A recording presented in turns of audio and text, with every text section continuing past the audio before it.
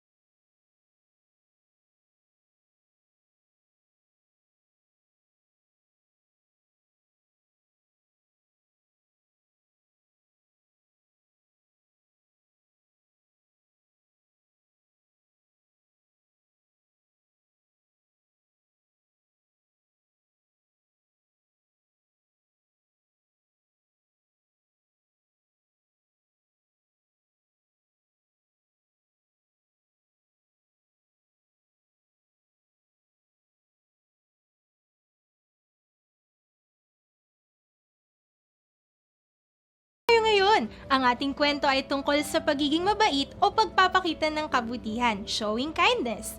Sige nga, pag naririnig niyo yung salitang mabait, sino ang unang pumapasok sa inyong isipan? Si Mama? Oo nga naman, tama rin yun. Sino pa?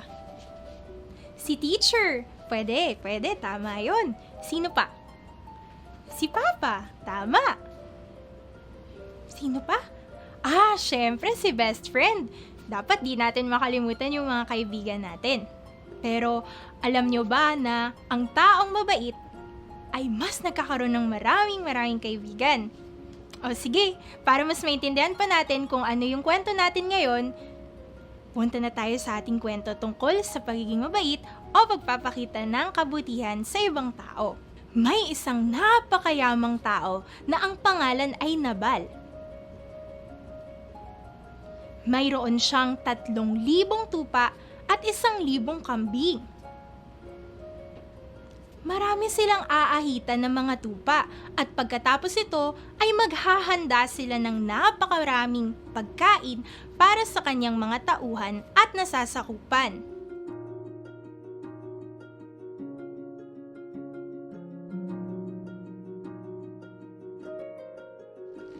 Magandang araw, Nabal.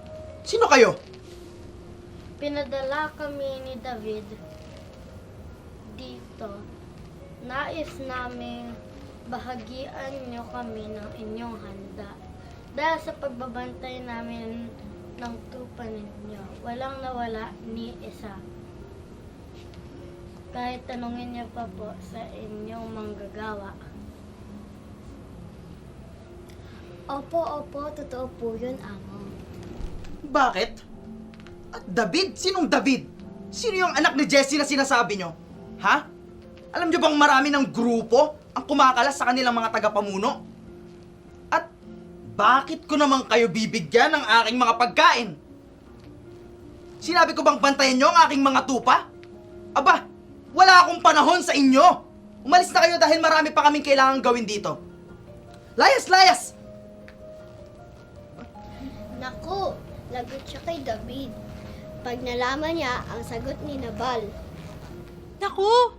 Kahit naging mabuti si David kay Nabal, ay hindi ito nasuklian. Ano kaya ang naramdaman ni David nung nalaman niyang ayaw siyang tulungan ni Nabal? Naku, David, napakaswapang at ang sama ng ugali ni Nabal. Sinabi namin sa kanya lahat ng sinabi mo. Pero wala siyang narinig at hindi kanya kinilala. Ganon? Mga kasama, ihanda ang inyong mga sarili at lulusubin natin ang kabahayan ni Nabal. Subalit, nalaman ni Abigail, ang asawa ni Nabal, ang lahat ng nangyari. Abigail! Oh, ano yun? Sila David, papunta na dito at susugurin tayo dahil sa ginawa ni Nabal. Ah, bakit? Ano na naman ginawa ni Nabal? At sinalaysay nga ng mga manggagawa ni Nabal kay Abigail ang lahat ng nangyari. Hindi nag-aksaya ng oras si Abigail. Nagpahanda siya ng maraming pagkain para dalhin ito kina David. David, siya si Abigail, ang asawa ni Nabal. David, patawarin mo na nagawa ni Nabal. Narito kami ngayon para sagutin ang inyong mga kahilingan at bigyan na sugurin ng aming bahay. Ito nang hiningi niyong mga pagkain. Huwag niyo lang sasaktan ang aking asawa at ang aming mga manggagawa. Purihin ang Panginoon at pinadala ka niya sa akin. Dahil sa iyong kabaitan, ay papatawarin ko na ang ginawa ng iyong asawa. Tara mga kasama, magsikain na tayo.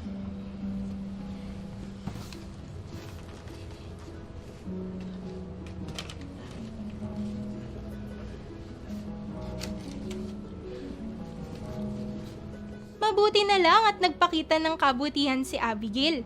At nasuklian din ni David ang kabutihan na kanyang ginawa. Kaya kids, kapag tayo ay mabuti sa ating kapwa, nakikita ito ng ating Panginoong Diyos at nabibiyayaan niya rin tayo ng kabutihan.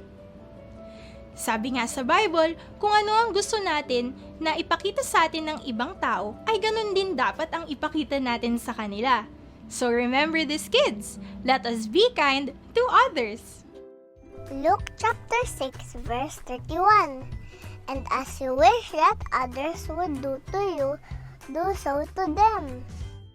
Magandang araw mga munting ilaw! Ako si Sebi! Ako naman, si Bangkay. At kami ang Sebikoy!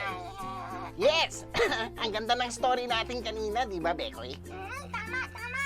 Yun yung tungkol kay David at... Goliath! Hindi. Tungkol yung kay David at kay Nabal. Nabal? Mm. Binago na nga. Hindi, yun talaga yung story natin kanina. Kay tungkol kay David, Nabal at kay Abigail. Ay, oo. Akala ko yung isang story yung mahiganta. Hindi yun. Nanood ka ba talaga ng story? Oo, nanood ako. Oo, naalala ko na. Di ba yun yung mabait si Abigail, di ba? Di ba yung kwento natin tungkol sa kabaitan?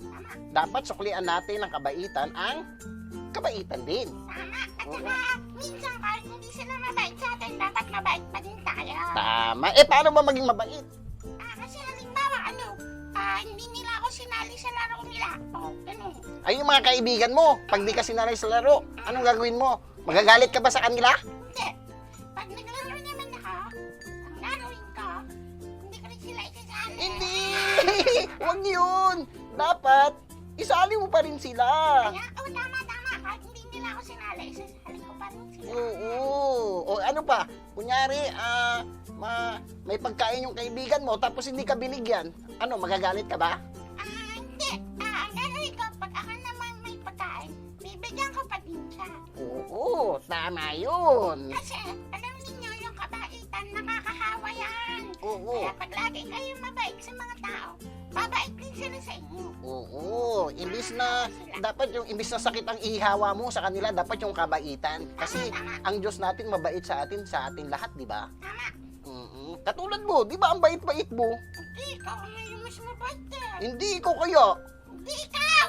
Ikaw! Mas mabait ikaw! Ikaw ang mabait! Sinabi na ikaw eh! Mas mabait ka sa akin, hoy! Joke lang!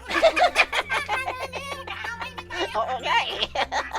Hindi, ang totoo mabait, ang ating Panginoong Diyos. Amen! Yun. Kaya dapat, mabait din tayo sa ating mga kapwa. Lagi natin tatandaan, lagi tayo maging mabait! Tama!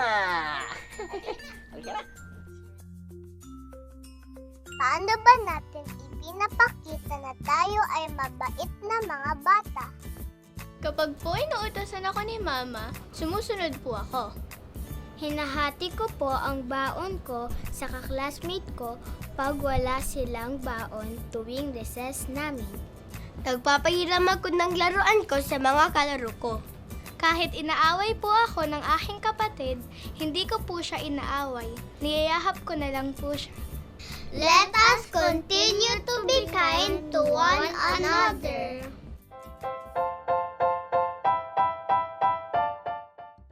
Hi mga bata! Crafts time naman ngayon. Ang gagawin natin ngayon ay ang Kindness Challenge. Madaling-madali lang to, kaya sana magawa ninyo. Kailangan natin ay colored paper, glue, or pwede ring tape, scissors or cutter, at mga markers. Yun lang! Napakadali, di ba? Sige, sana masabayan niyo ako. Una, ang gagawin natin, kailangan natin ng colored papers. Kahit anong kulay, mas marami, mas maganda. Tapos, gugupitin natin siya. So, ganito, nakapahiga. Gugupitin natin siya. So, ganyan. Kita ka sa inyo. Gupit ako ng isa. Pinagsama-sama ko na lahat ng papers. Tapos, gugupit tayo ng thick strips.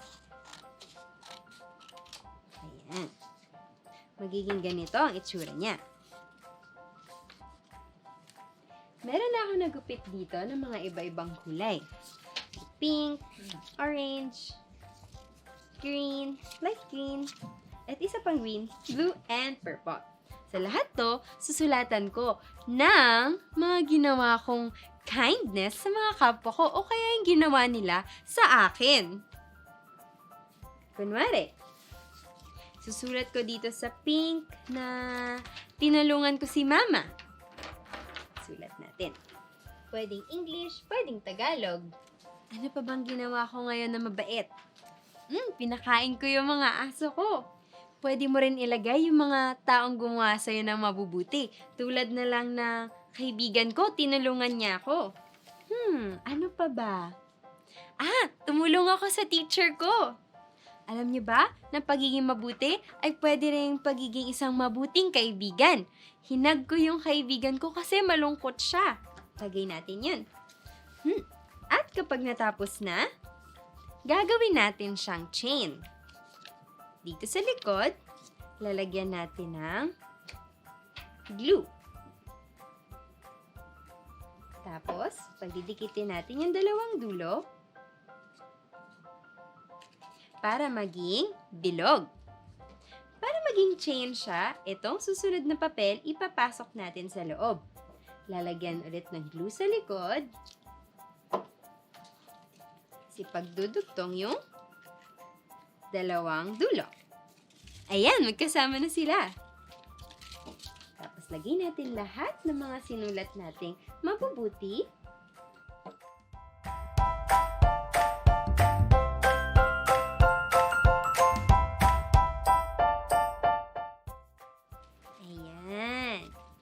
magiging isang buong chain na siya. At araw-araw pag may nagagawa kayong mabuti sa inyong kapwa, pwede niyong dagdagan hanggang sa humaba ang chain niyo ganito. Tulad na lang ng akin. Yan o! Lagyan natin siya, idugtong natin. Ayan, at pwede nyo ilagay sa room nyo para makita nyo na marami kayong ginagawang mabuti para sa inyong kapwa.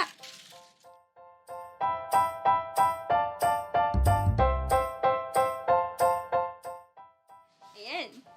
Paalam! Hi mga munting ilaw kids! Kamusta na kayo? Handa na ba kayong matutunan ng ating action song for today? Very good! Our song for today is, I Want to Make a Difference. Yan, so sa first part ng ating song ay ganito ang ating gagawin. Jesus changes lives forever. If He calls, I won't say never. One more nga from the top. Jesus changes lives forever. If He calls, I won't say never. And the next part, I'll say now. Use me, Lord, somehow. One more nga doon sa next part. I'll say now. Use me, Lord, somehow. Very good. And the next part, He's at work every minute. His great plan, I am in it. And then ulitin natin yung I'll say now. Use me, Lord, somehow. Next. Use me, Lord, dito iangat natin yung kamay. How, somehow. And then chorus, magja-jump tayo. With all my heart, this is what, and then stop tayo dun, what I say. I'm gonna get up and make a difference. Get up and make a change. One more nga sa chorus. With all my heart, this is what I say. Very good. I'm gonna get up and make a difference. Get up and make a change. And then one more jump ulit. With all my heart, this is what I say. I'm gonna get up with all my might. Get up and give you all my life. And then jump ulit. I want to make a difference today. Step forward. Yan, and then verse ulit. Jesus changes lives forever. If He calls, I won't say never. I'll say now. Use me, Lord, somehow. Use me, Lord, somehow. He's at work. He's at work every minute. His great plan, I am in it. I'll say now. Use me, Lord, somehow. And then chorus. With all my heart, this is what I say. I'm gonna get up and make a difference. Get up and make a change. With all my heart, this is what I say. I'm gonna get up with all my might. Get up and give you all my life. I want to make a difference today. And then magja-jump lang sa last part. Yan. Very good mga kids. Mamaya pwede nyo na kaming samahan.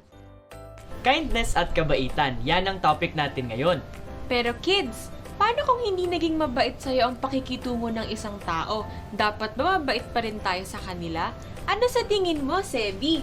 Opo, kasi dapat suklian natin ng kabutihan ang kahit na anong ginawa sa atin ng ating kapwa para ganun din ang gawin nila sa atin. Tama ka dun, Sevi. Ang kabaitan ay laging nasusuklian ng kabaitan din. Tama po kaya, Ate Nea! Tapos, Tama naman talaga eh. yun lang sasabihin mo? Ano, dagdagan? Oo. Sige.